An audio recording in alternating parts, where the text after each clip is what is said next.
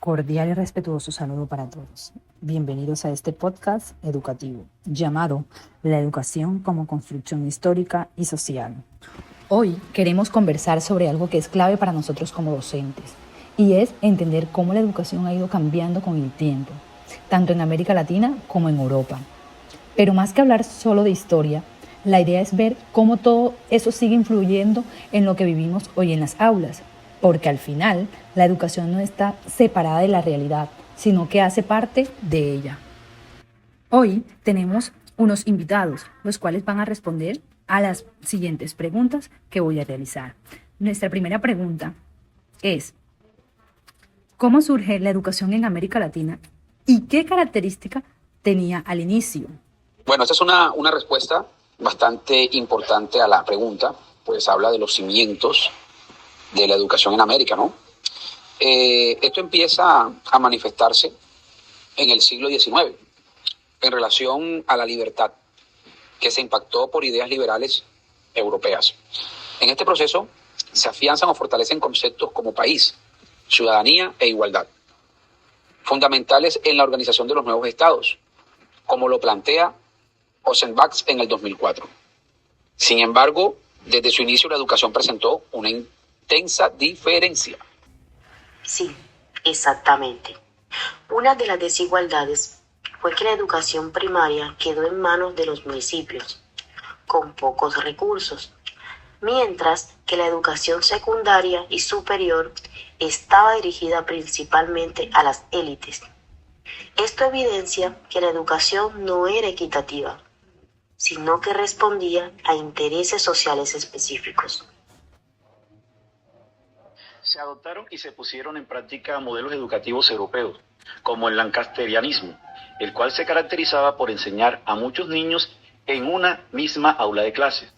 Esto fue muy importante, ya que aumentó significativamente la cobertura escolar, pero fue un problema que ahondó en la calidad de la educación. En estas aulas de clase no se podía garantizar un buen aprendizaje significativo. Teniendo en cuenta estas apreciaciones, se puede mencionar que la educación desde sus comienzos estuvo ligada a intereses políticos y sociales, y cuya principal herramienta es formar ciudadanos con valores e ideales establecidos. Excelentes respuestas, compañeros. Y frente a esto, ¿qué dificultades enfrentó la educación en ese momento? Los problemas más importantes fue la inconsistencia política, ¿no? Muy notable por guerras civiles, lo que dificultó el crecimiento de la educación, como lo señalan Pérez e Hidárraga en el año 2019. Pero esto cambió en los últimos 10 años del siglo XIX, cuando los países americanos comenzaron a crecer y fortalecer en su capital económico y volverlo más firme, basada en la extracción de materia prima. Se decide que el país es el único capaz de mantener, incluyendo a los países de corte federal. A esto se suma la falta de recursos económicos, lo que limitó la inversión en educación, especialmente en sectores rurales y poblaciones vulnerables.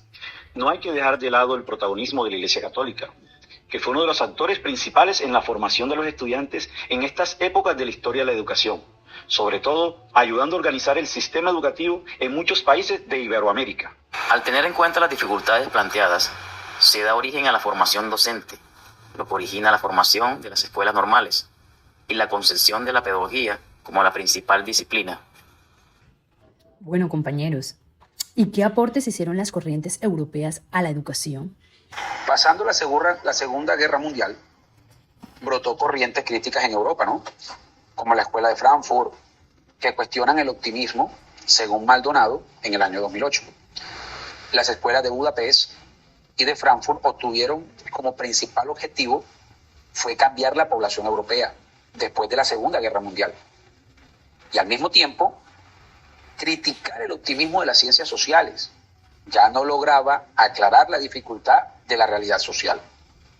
Esto nos lleva en contexto a Europa, que fue testigo directo de la guerra, mientras que en América Latina sus efectos se hicieron sentir en procesos como las dictaduras crueles, desiguales, faltas de empatía y que marcaron la sociedad. Estas corrientes plantean la necesidad de analizar críticamente la sociedad y comprender cómo las estructuras de poder influyen en la educación. Según Maldonado, 2008, estas transformaciones también influyeron en América Latina, donde se desarrolló la llamada escuela expansiva, caracterizada por el crecimiento de la escolarización en sectores marginales, lo que generó una resistencia social, dando origen a la pedagogía crítica. Uno de los principios de esta pedagogía es formar individuos de corte crítico, que se cuestionen del porqué de las cosas, que tengan la capacidad analítica de criticar los sistemas sociales, políticos y económicos dominantes, y muy importante, que participen en los cambios o transformaciones en el ámbito social. Dichas ideas fueron bases influyentes en Latinoamérica, lo que dio como origen a enfoques pedagógicos más críticos y reflexivos. Jürgen Habermas propone la teoría de la acción comunicativa, donde el diálogo se convierte en un elemento fundamental del aprendizaje. De esta manera, las corrientes europeas proporcionaron una mirada crítica, reflexiva y transformadora de la educación. Bueno, compañeros, ¿y cómo ha sido el desarrollo de la educación en Colombia? Al mirar la educación en Colombia, es hablar de su historia, de su crecimiento, pero de sus desigualdades también. Según Pérez Hidárraga en el 2019, la educación ha estado siempre muy profundamente direccionada por factores sociales, como cosa rara políticos y económicos, pero esto determina su avance a lo largo del tiempo. En los inicios, la educación estuvo muy fuertemente cerca, ligada a la iglesia, y era un privilegio reservado solo para las élites, para la gente de bien. Esto generó una gran desigualdad en el acceso al saber, al conocimiento y al crecer de forma intelectual. Así es. Y esto nos permite entender que la educación no era vista como un derecho, sino como una oportunidad limitada para ciertos grupos sociales. Más adelante, durante el siglo XIX, el Estado intentó organizar el sistema educativo, pero estos esfuerzos se vieron afectados por la inestabilidad política y los conflictos internos, lo que dificultó su consolidación, como lo señalan Pérez e Hidárraga, 2019. En el siglo XX, la educación sufre transformaciones importantes en su avance. Aumentan los cupos educativos por todo el país y se ponen en práctica muchas reformas al sistema educativo. A pesar de todos estos cambios educativos, el país no logra eliminar todas las brechas educativas, especialmente en zonas rurales y en poblaciones con más necesidades. Esto se pone en evidencia que varias de las problemáticas actuales tienen inicios históricos profundos. Es de anotar, la educación en Colombia ha estado marcada por modelos de educación extranjeros, dando origen a controversias entre lo que se enseña y las necesidades presentes en los contextos educativos. De igual manera, como lo plantea Pérez Hidárraga, 2019, es esencial plantear la educación desde una mirada crítica y contextualizada. Excelente, compañeros. Y ya para terminar, ¿qué aspectos de la realidad actual debe tener en cuenta un docente?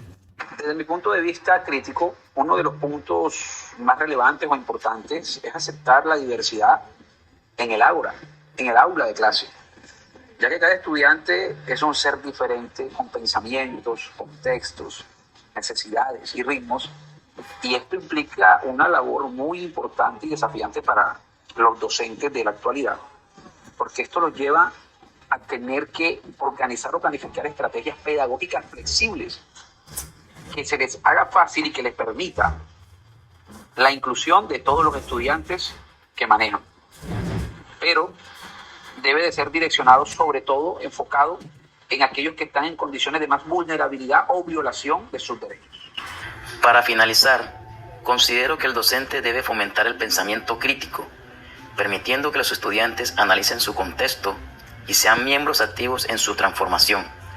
De igual manera, la educación no debe ser una mera transmisión de contenidos y convertirse en una herramienta de transformación social que contribuya a una sociedad más justa e inclusiva. Así es, y es ahí donde nosotros como docentes tenemos la responsabilidad de promover prácticas pedagógicas más inclusivas y críticas que respondan a las necesidades de nuestros estudiantes. Muchas gracias por escuchar, nos vemos en el próximo podcast.